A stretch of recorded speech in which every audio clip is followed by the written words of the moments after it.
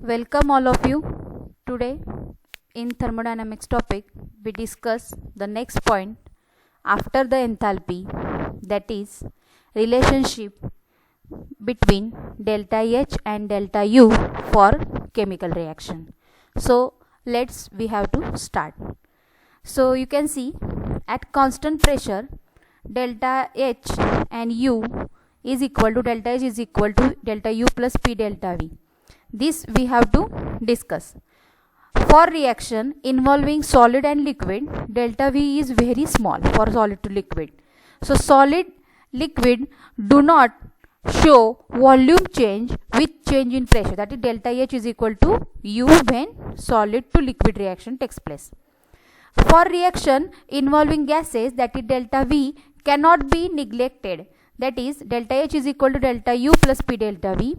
So we know that V delta V, V2 minus V1. So the last equation delta H is equal to delta U plus P V2 minus P V1, equation 1, where V1 is the volume of gas phase of reactant and V2 that the gas phase of the product. So you can keep in the mind.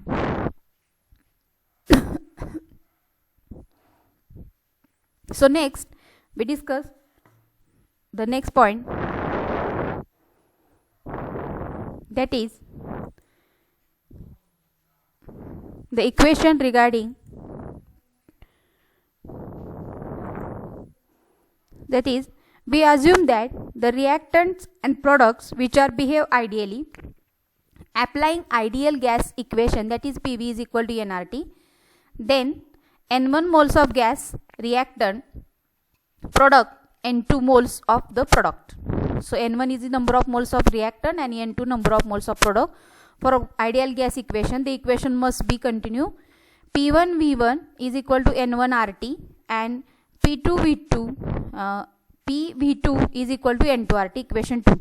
So substituting equation 2 in the last equation 1, we have delta H is equal to delta U plus N1 RT minus N2 RT. So taking the common terms, delta U plus N2 minus N1 RT. So delta H is equal to delta U plus delta Ng RT. So G, it is the delta G, delta Ng, it is the difference between number of moles of product and the reactant, which is the new term. So the last equation must be delta H is equal to delta U plus delta Ng RT is the final mathematical equation.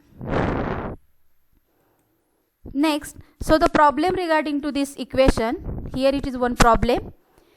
In particular reaction, 2 kilojoule of heat is released by the system and 6 kilojoule of work done on the system. So determine delta H and delta U. It is a simple problem regarding for 2 marks. So HSC board examination. So what are the given values? Here delta U is equal to plus Q. We have to use this. So in this Q plus W, here we have to missing the W. So Q is equal to minus 2 kilojoule and W is equal to 6 kilojoule. So putting the value minus 2 kilojoule plus 6 kilojoule, that is a 4 kilojoule. So QP, that is equal to delta H, that is equal to minus 2 kilojoule.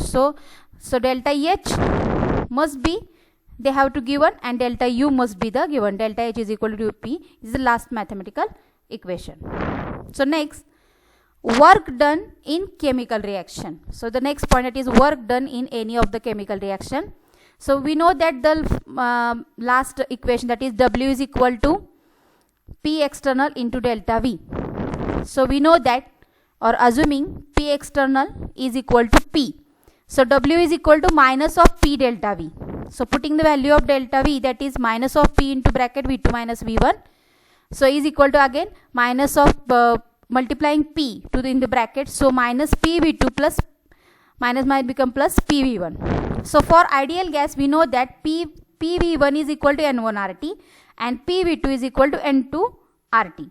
This is equation 1. So at constant temperature and pressure, equation 1 must be, so when the temperature and pressure are constant, equation 1 must be W is equal to, when pressure and temperature constant, W is equal to minus N2 RT plus N1 RT, because pressure is constant. So taking common terms, W is equal to minus N2 minus N1 RT. So we know that N2 minus N1, that is the delta Ng RT. That is, the above equation gives the work done by the system in chemical reaction.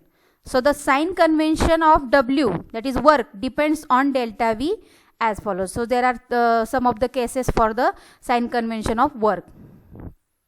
So these are the conditions which are important for CET examination, board examination, and when we have to solving the problem. So keep in the mind, first condition is that if N2 is greater than N1, then delta Ng, that is product of reactant and number of moles of reactant and product, delta Ng is positive, and W is less than 0, that is work done by the system. Then therefore where the W work is for that system. Condition second, if N1 is greater than N2, then delta Ng is negative. So difference is negative for number of moles, and work W is greater than 0. So work is done by the system. Okay, so work is done by the system. And third condition, if N1 and N2, that is delta Ng is equal to 0, both number of moles of reactant products are equal, then delta and their difference is 0, then W is equal to 0, so no PV work, that is pressure volume work done is done for the system. So the number of moles of reactant and products are equal. So these are the three important conditions regarding to, or the cases regarding to number of moles and work done. So next point of this topic, these are important, that is enthalpies of physical transformation. So in the topic we can discuss different physical enthalpy. So first A point, enthalpy of phase transition. So in this we discuss following enthalpies. What is meant by phase transition? That is, in phase transition, one phase of substance is converted into another at constant temperature. That is, one phase, एक phase जी असेल एखाद्या substance जी convert होते दुसऱ्या phase मध्ये जेव्हा temperature constant असेल and pressure also a constant without change in chemical composition. त्याचं chemical composition हे बदललेलं नाही पाहिजे, त्यावेळेस ते चेंज होते. तर त्यातली पहिली आपण एन्थाल्पी बघूया, that is enthalpy of fusion. The symbol it is delta fusion H, that is regarding to this. So what that means, enthalpy change occur when 1 mole of a solid is converted into liquid without change in temperature at constant pressure is enthalpy of fusion. That is, 1 mole of solid, any solid which converted into liquid without their change in temperature and pressure, it is known as enthalpy of fusion. So fusion means melting. So example, here it is example.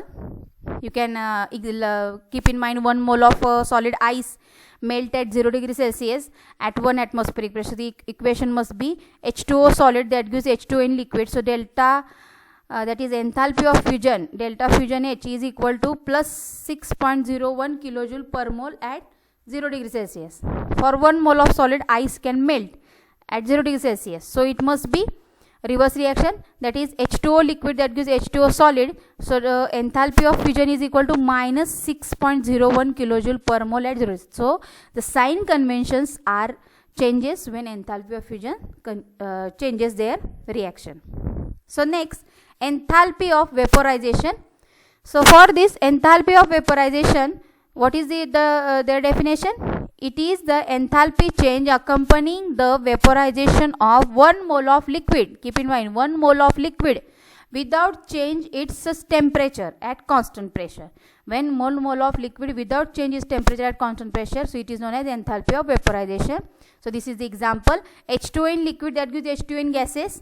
So enthalpy of vaporization is equal to plus 40 kilojoule per mole at 100 degrees Celsius.